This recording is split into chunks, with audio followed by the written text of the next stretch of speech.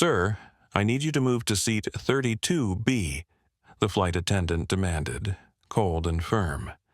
"A family needs this row." The old man looked up, his eyes tired, his body aching from an old war injury. "I booked this seat for medical reasons," he whispered. "But she didn't budge. If you don't move, we can't close the doors." No sympathy, no apology, just pressure. So he stood, limped, and disappeared to the back of the plane, wedged between strangers in silent pain. 10 minutes later, the cockpit door opened, and the pilot stepped out. What he did next made the entire cabin fall silent and revealed the truth about the man they'd just dismissed. Subscribe now for more powerful true stories that reveal the dignity we too often forget. The boarding call echoed through Gate 12 at Dallas-Fort Worth International, barely muffled by the clatter of suitcase wheels and the low drone of early morning travelers. Among the crowd was Edward Eddie Malone, 79 years old, a man with silver hair combed back neat, and a stillness about him that came not from a slowness, but from a life of practiced composure. He walked with purpose, though his right leg lagged just slightly, the hip stiff from an emergency landing outside Da Nang in '69, one he shouldn't have walked away from at all. He reached row 7 without a sound. Aisle seat, 7C, he'd paid extra for it weeks in advance, knowing the 5-hour flight to Seattle would be unforgiving otherwise. He eased into the seat with the kind of slow, quiet care that comes from experience, from knowing your body has its limits and crossing them means days of pain. He tucked his small duffel under the seat in front, exhaled, and rested his hands on his lap. 5 minutes later, the energy shifted. A woman in her early 40s swept down the aisle, phone in one hand, designer bag slung over the other. Her heels clicked like punctuation. She stopped at row 7, blinked at Eddie, and frowned. "Excuse me," she said briskly. "I think you're in my seat." Eddie looked up, calm. 7C? He asked. "Yes," she snapped, flashing her screen. "I booked this one. Window seats make me nauseous." Eddie pulled out his boarding pass. "Same number, ma'am," he said quietly, showing it. "The same seat, 7C. The woman's lips tightened. "Well, there must be some mistake. I always choose the aisle." She flagged down a passing flight attendant with a sharp gesture. The young attendant, already juggling a tablet and a stack of pre-boarding instructions, arrived with an anxious smile. "What seems to be the issue?" "He's in my seat," the woman said, clearly irritated now. 7C. I booked it." Eddie lifted his pass again, patient but firm. "Ma'am, I believe I booked it too. I checked in early." The attendant glanced between them but didn't even scan Eddie's pass. She turned to him, smile gone. "Sir, could I ask you to let her sit here just for now? We can find you something else." Eddie paused. "This seat was chosen for medical reasons," he said gently. But she wasn't listening. Neither of them were. Passengers nearby had started to quiet, some glancing over with the kind of sidelong curiosity that always blooms when conflict brews. And yet no one spoke. No one asked for clarity. No one stood up for him. Eddie sat still, hands folded, jaw clenched ever so slightly. "I'm sorry, but we're already boarding Group C. We really need to keep things moving," the flight attendant said. Her voice clipped now.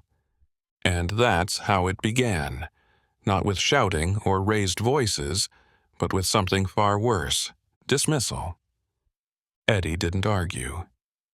He just sat there for a moment, brow slightly furrowed, as the flight attendant waited with the kind of impatient poise that says this isn't personal, but it also isn't negotiable. The woman beside her crossed her arms, lips pursed tight, already sliding into the seat Eddie had paid for as if the matter were settled. I chose this seat because of my hip, Eddie said softly, the words steady but firm. Window seats. They make it hard to stretch. The attendant didn't meet his eyes. She tapped her tablet and muttered something about limited availability. Sir, we really need to begin departure. Can you please relocate to 34F? Is that a window? Yes, sir. Eddie gave a small exhale. Not quite a sigh, more like a breath of calculation. There was no malice in his face, only quiet disbelief. He looked down at his hands, weathered, knotted. The fingers of a man who had built things, carried weight, gripped steel. His knuckles were swollen, the right pinky bent at an unnatural angle from a fracture that never quite healed right. He looked back up. It's a long flight, he said. I'll be in pain. I understand, she replied, though it was clear she didn't. But we're out of options. There was no apology in her tone, just pressure. A subtle but clear shift from service to compliance. Eddie could feel the eyes now. 2 rows up, 1 row back. Nobody said anything, but silence speaks too. He could hear it. The old man's being difficult. Just let her have it. Why does he care so much about a seat? So Eddie nodded once. He reached beneath his seat, pulled out his bag, and stood slowly. The first motion was the hardest. His hip didn't bend the way it used to, and his right leg dragged just a hair as he rose. He braced himself on the headrest, adjusted his balance, and turned. No one offered to help. No one moved to assist him with his bag or find another solution. He limped past rows of strangers, head held high, pain tightening his steps like wire. And just like that, Edward Malone disappeared to the back of the plane. Not a word followed him. Not a glance back. Just the hollow space he left behind. Captain Michael Granger adjusted the cuffs of his uniform, the 4 gold stripes on each sleeve crisp against deep navy fabric. The cockpit was quiet, save for the soft hum of systems booting up and the click of switches being flipped in steady rhythm. Outside, the jet bridge had just been pulled away. The tarmac bathed in a golden Texas morning. He liked this part, the order of it, the calm before the clouds. At 62, Michael was a creature of habit. 23 years in the Navy, 11 flying commercial, and not once had he missed a takeoff window. He flew by instinct now, by muscle memory, not because he was detached, but because he cared. The sky had always felt like the one place where chaos bowed to preparation. His co-pilot, a young man named Logan, called out fuel readings. Michael confirmed them without needing to look. He was halfway through his pre-flight checklist when the cockpit door creaked open and a junior flight attendant stepped in. She looked flustered, eyes darting between the captain and the digital tablet in her hand. "Quick update, sir," she said. "Minor passenger issue in row 7, a mix-up. Elderly man was in the wrong seat. We relocated him to the back. All sorted now." Michael barely looked up. "Wrong seat?" "Yes, sir. Passenger said he had it reserved, but the manifest had it assigned to another." She hesitated. It got a little tense. "He's in 34F now." "Name?" he asked, pausing over the checklist. She scrolled. "Malone, Edward Malone." The name hung in the air. Michael blinked once, slowly, then again. "Edward Malone," he repeated, quieter now. The attendant gave a quick nod and turned to leave. But Michael wasn't listening anymore. The name tugged at something. A file in the back of his mind, long sealed but never erased. Not from his Navy days. No, older than that. Family. He sat back in his chair and let the silence of the cockpit settle again. Malone. He knew that name. And it didn't belong in 34F. Seat 34F was a window seat near the back. tucked beside the lavatories and wedged tight between the curving fuselage and two indifferent strangers. Eddie Malone lowered himself into it slowly, the overhead vent hissing faintly above him. His right hip caught halfway down, and he grimaced, not loudly, just a sharp breath through clenched teeth. He adjusted, angled his foot sideways, and leaned into the cool wall of the plane. The armrest pressed against his side like a bar. No room to shift, no room to stretch. He sat back, eyes forward, hands folded over his stomach the way he'd been taught decades ago in a different kind of uniform. His knees touched the seat in front of him. No inch of space. To his right, a young man tapped away on his phone, earbuds in, oblivious. On the aisle, a middle-aged woman already had her tray table down, reading some travel magazine and chewing a stick of gum like it owed her money. Neither made eye contact. Eddie didn't expect them to. He looked straight ahead, blinked once, and exhaled. It was the kind of silence that made you feel small. Not the peaceful kind, but the kind that prickled at your skin, the kind that told you you didn't belong here, that you were an inconvenience, that everyone had silently moved on. Up near the front, in seat 7C, the woman who had taken his place reclined ever so slightly, scrolled her phone with a manicured finger, legs crossed, settled in. Not once did she glance back. Not once did she look unsure or apologetic or even aware. She'd won whatever game she thought she was playing. Eddie adjusted again, shifting slightly to favor his left side. His hip ached with the dull pressure of being folded too tightly, too long. He could already feel what it would be like in an hour, stiff, locked, screaming through the nerves. But he said nothing. He just breathed. The kind of breath that says, "I've been through worse," but also the kind that knows it shouldn't be like this, not anymore. Captain Michael Granger stared at the manifest longer than he needed to. The name glowed faintly on the screen, Edward Malone, row 34F. He tapped once, opening the full record.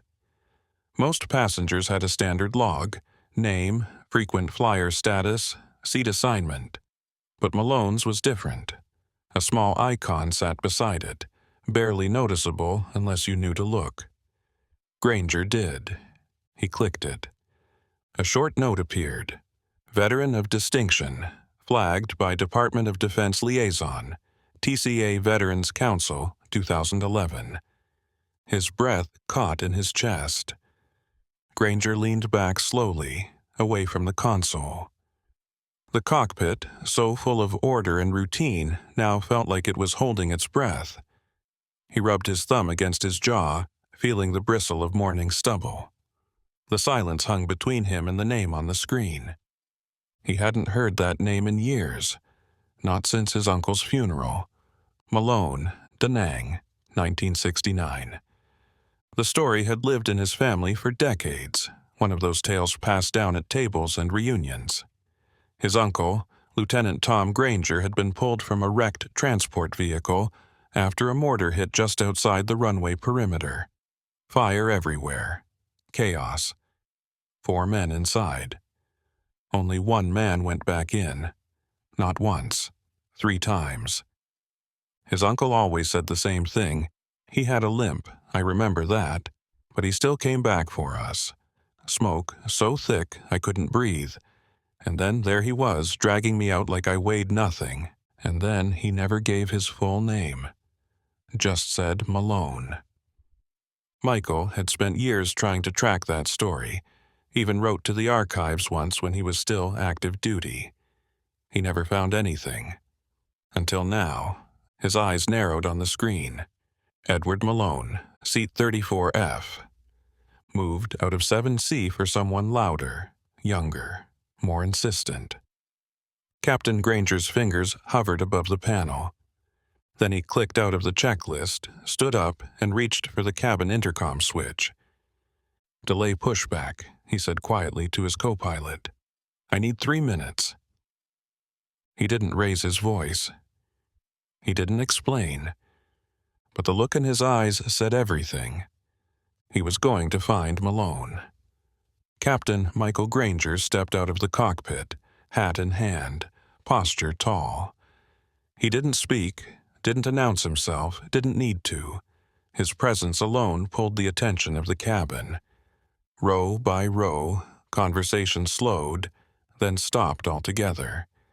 Like the sudden quiet before a storm, or the reverent stillness when a flag is raised at half-mast.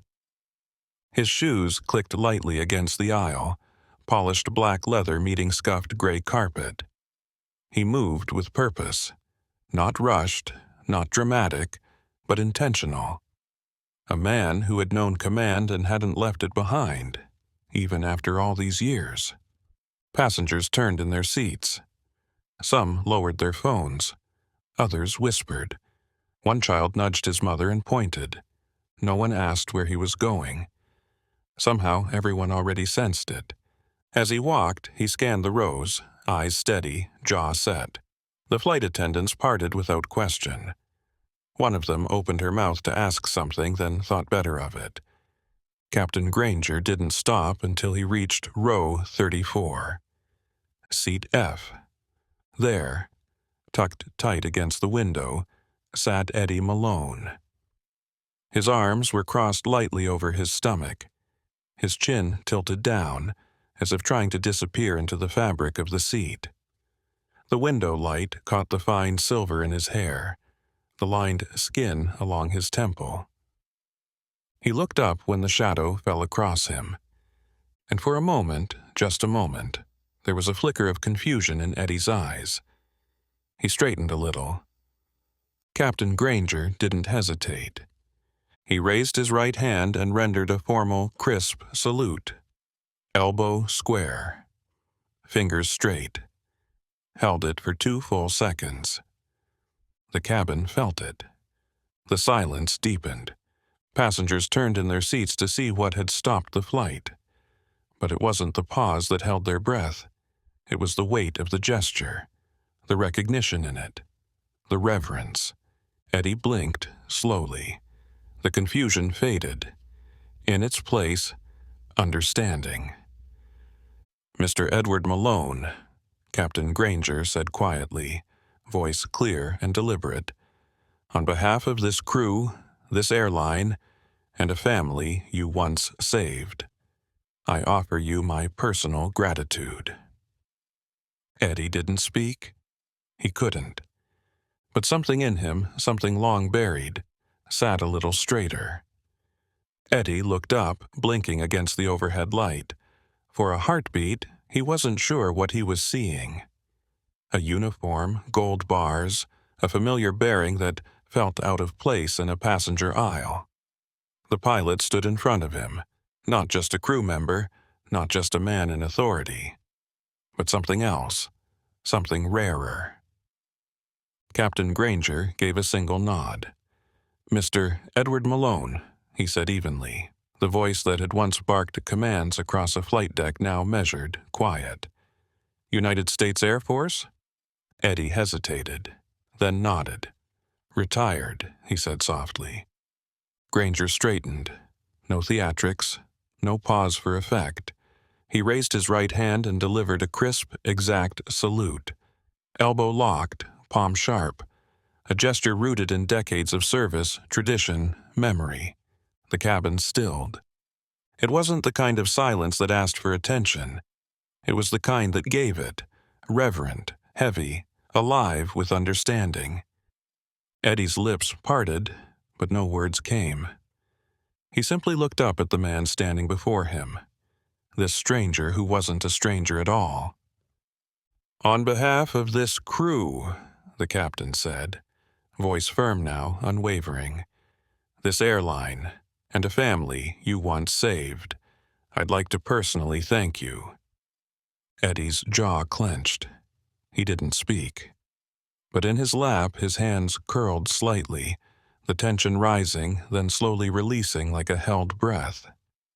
Near the front of the plane, the woman who had taken his original seat, 7C, looked up from her phone.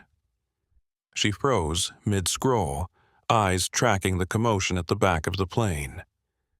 Her face twitched in recognition, then confusion. And for the first time since the boarding began, she looked at him. Really looked. Not as a problem, not as an inconvenience, but as something else. Someone who had once run toward fire when everyone else ran away.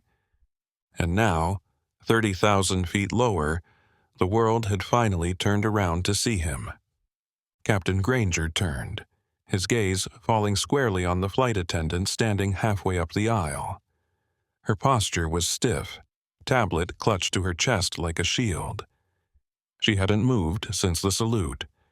Her eyes flicked between the two men, one standing tall, the other seated and stunned. "This man," the captain said, his voice calm but unmistakably firm, "will be moved to seat 1A, now." The attendant blinked. "Sir, 1A is occupied." Granger didn't miss a beat. "Then I'll give him mine." He didn't say it for effect. He meant every word, and it was clear to everyone watching, but before she could respond, a voice came from the front. Quiet, respectful. "He can have my seat." It belonged to a man in a gray blazer, mid-50s, seated in 1C, already buckled in, boarding pass still tucked in the seat pocket in front of him. He stood without being asked, reached for his coat and nodded once in Eddie's direction. It would be an honor. The captain turned back to Eddie, who hadn't moved yet. Not out of protest, just disbelief. His hands still rested on his knees. He stared ahead like he was trying to decide whether this was real. Granger offered a hand. Not rushed, not patronizing, just steady. Eddie took it. He rose slowly, knees stiff, hips locked. The movement was careful, deliberate, each step a negotiation with pain. But he didn't wince, didn't complain. Captain Granger didn't let go. One hand beneath Eddie's elbow, the other gently guiding him into the aisle. They walked together. And as they did, the silence changed. No longer empty, no longer indifferent. Now, it hummed with something else. Recognition. Passengers turned. Not all of them clapped. Most didn't speak, but heads bowed slightly. Shoulders squared, eyes followed him. Some looked ashamed. Some looked moved. But every row they passed felt like a quiet apology. Not just for the seat, but for every time someone like Eddie had been overlooked, dismissed, forgotten.